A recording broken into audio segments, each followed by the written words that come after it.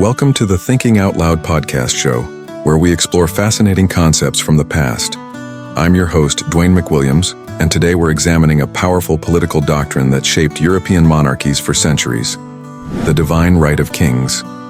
Imagine a world where a ruler's authority comes not from constitutions or elections, but directly from God.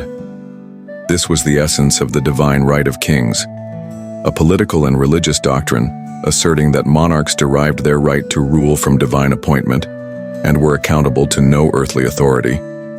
The concept has ancient roots, appearing in various forms across civilizations, but it reached its peak influence in Europe during the 16th and 17th centuries. But what exactly did it entail, and why was it so powerful? At its core, the divine right of kings rested on four key principles.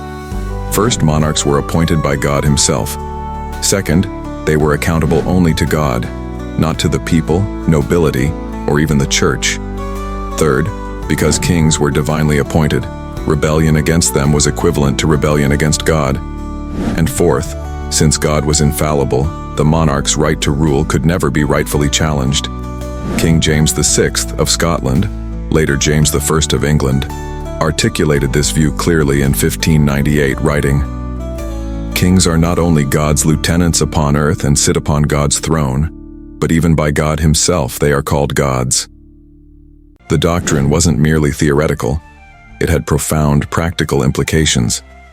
It strengthened monarchs against competing powers, particularly feudal nobles and the Catholic Church.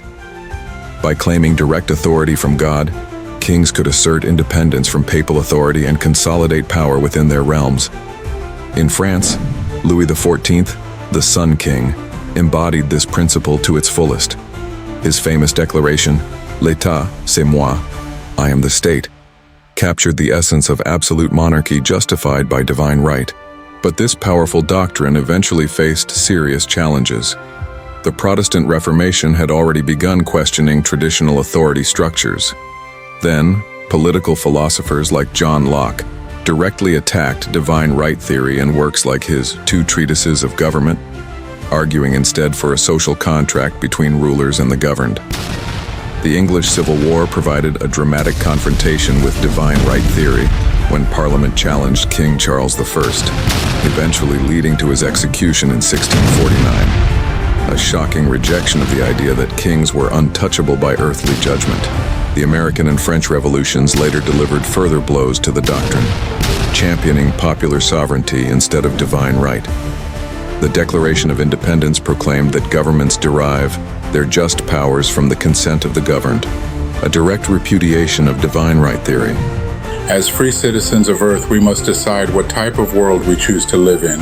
If you enjoyed this quick dive into the divine right of kings, hit subscribe and the notification bell to catch our next episode.